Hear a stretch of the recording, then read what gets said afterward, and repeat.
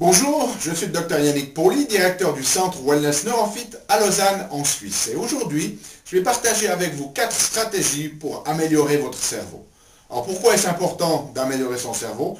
Vous le savez tous, le cerveau, c'est cet organe qui contrôle le reste de notre corps. Il va gérer notre physiologie, nos émotions, nos capacités à réfléchir et à penser, etc., etc. Et ce qui est fantastique avec le cerveau, c'est que ces dernières années, les chercheurs ont pu mettre en évidence dans les neurosciences que notre cerveau n'est pas une espèce de masse statique comme ça, mais que notre cerveau est ce que l'on appelle plastique. C'est-à-dire que en fonction des expériences de notre vie, notre cerveau va croître et créer de nouvelles connexions. Alors, c'est un phénomène vraiment intéressant qui nous permet d'aller de l'avant, mais ça a aussi son côté néfaste, puisque en fonction des expériences de vie, surtout si elles sont stressantes, cela peut créer des connexions à l'intérieur de votre système qui ne sont pas favorables à notre santé. Donc, c'est très important de pouvoir mettre en place dans votre vie de tous les jours des stratégies qui vont soutenir ces processus de plasticité de votre cerveau de manière bénéfique à votre santé. Une autre chose qui est phénoménale à propos du cerveau, c'est qu'on croyait qu'une fois que l'on avait constitué notre nombre de neurones, plus aucun neurone n'était créé. C'était devenu un dogme en médecine. Et puis il y a ça quelques années, des chercheurs ont pu montrer qu'en fait notre cerveau continue de créer des nouvelles cellules, notamment dans une zone de notre cerveau qui est impliquée entre autres dans l'apprentissage, qui s'appelle l'hippocampe. Alors certaines des activités que nous allons faire vont stimuler, si vous voulez, la production de ces nouvelles cellules et aussi la production de nouvelles connexions entre les neurones. Alors la première activité qui était démontrée par la recherche comme étant bénéfique pour notre cerveau, c'est l'activité physique aérobie. Alors aérobie, ça ne veut pas dire que vous allez faire de l'aérobic, c'est une question de fréquence cardiaque. C'est essentiellement une activité physique où vous pouvez la faire sur le long terme à un rythme cardiaque modéré qui vous permet de suffisamment vous oxygéner. Donc numéro 1, l'activité physique. Et ce que les sciences ont pu démontrer, c'est que lorsque nous allons faire de l'activité, lorsque nous bougeons notre corps, en fait, nous allons déclencher la production dans notre système de molécules qui s'appellent BDNF, Brain Derived Neurotrophic Factor, qui sont des facteurs, en fait, si vous voulez, de croissance du cerveau, et cela va permettre à nos neurones de créer de nouvelles connexions. Et ce phénomène, en général, est à son maximum 24 heures après avoir fait une activité physique, après avoir fait du sport de type aérobie. Donc par exemple, si vous avez de nouvelles matières à apprendre, une des meilleures choses que vous puissiez faire, c'est aller faire de l'exercice le jour avant et ensuite apprendre. Bien évidemment, vous devrez le faire tous les jours, mais il faut savoir que dès le moment où vous allez bouger votre corps, vous allez créer ces BDNF, ces molécules qui vont permettre aux neurones de créer de nouvelles connexions beaucoup plus facilement entre eux. Deuxième activité très importante, la musculation.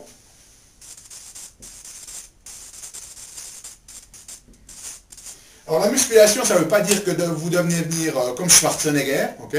Ce que ça veut dire, c'est simplement faire de l'exercice contre résistance. Et cela a montré que ça aide pour la santé, pour les muscles, pour les os, mais également pour notre cerveau, notamment au niveau cognitif, avec plusieurs études qui montrent que faire de la musculation de manière régulière, ça aide à améliorer notre capacité à nous concentrer et à nous focaliser, ça aide notre capacité à prendre de meilleures décisions, et ça aide également notre capacité à résoudre les conflits que nous pourrions avoir dans la vie de tous les jours.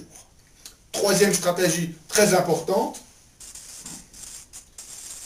la méditation ou la relaxation. Ce qui se passe, c'est que dans notre vie de tous les jours, nous sommes constamment sous stress. Et ce stress, ce qu'il fait, c'est qu'il va faire produire un certain nombre de molécules, comme l'adrénaline, mais également le cortisol au niveau de nos glandes surrénales. Et ce cortisol, lorsqu'il est produit en excès, il est toxique pour notre cerveau. Il est notamment toxique pour cette petite zone dont je vous parlais avant, qui s'appelle l'hippocampe. Et l'hippocampe, il est impliqué notamment dans comme je l'ai dit, dans l'apprentissage de nouvelles choses, mais cet hippocampe, c'est une sorte d'interrupteur. C'est un peu comme les plombs dans notre maison. S'il y a trop de stress, ce que le corps va faire, c'est qu'au lieu que tout le système nerveux et votre cerveau y passe, il va rediriger, si vous voulez, cette concentration de stress sur l'hippocampe, et l'hippocampe va, si vous voulez, un peu essayer d'amortir ce choc du stress pour éviter à ce que tout le reste du système n'ait à y passer, mais ce faisant, notre hippocampe va littéralement rétrécir. Et ça, c'est pas une bonne chose, ça va amener des problèmes de mémoire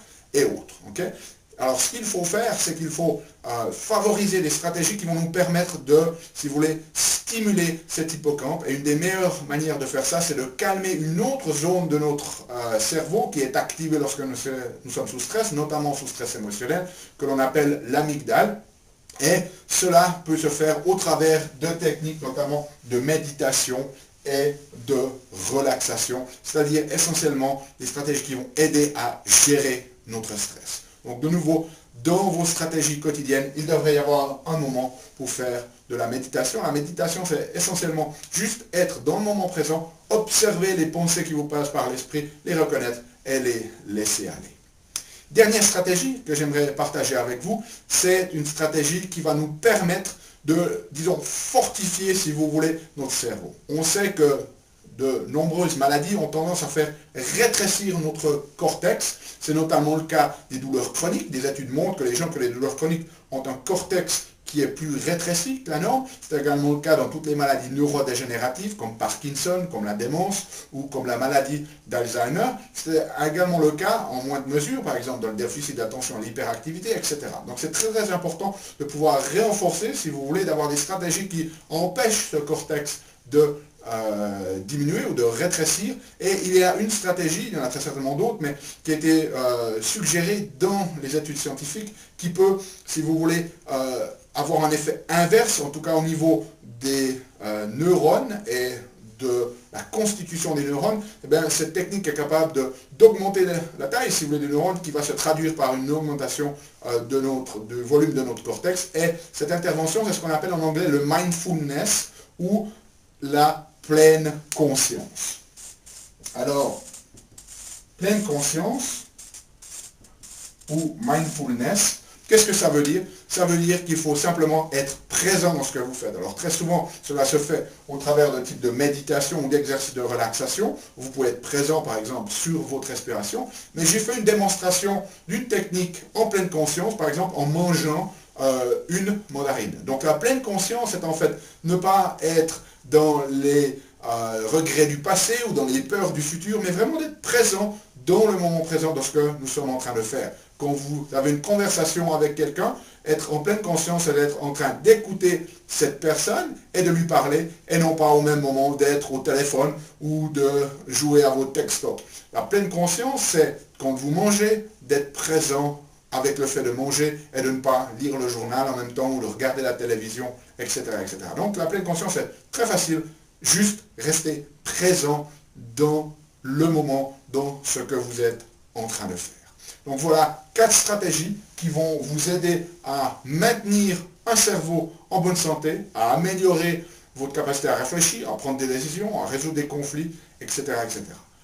Appliquez-les dans votre vie de tous les jours. De nouveau, n'essayez pas d'aller, si vous ne faites aucune d'entre elles, d'aller toutes les mettre en place dans la semaine qui vient. Choisissez une de ces stratégies. Ça peut être de l'activité physique, ça peut être décider d'aller marcher 30 minutes, une fois par jour, ou même si c'est trop difficile au début, une fois par semaine. Créez une habitude, ensuite augmentez l'intensité et la fréquence de ce que vous faites, et puis quand c'est devenu une habitude intégrée dans votre vie de tous les jours, passez à une autre de ces techniques, de ces stratégies, et intégrez-la petit à petit dans votre vie de tous les jours. J'espère que ces conseils vous seront utiles. J'espère surtout que vous les mettrez en application, parce que si vous ne faites que les écouter, ça reste de la théorie et ça ne servira à rien. Donc, décidez, choisissez l'une de ces stratégies et implémentez-la, mettez-la en pratique dans votre vie de tous les jours. Je vous retrouve bientôt pour une nouvelle vidéo.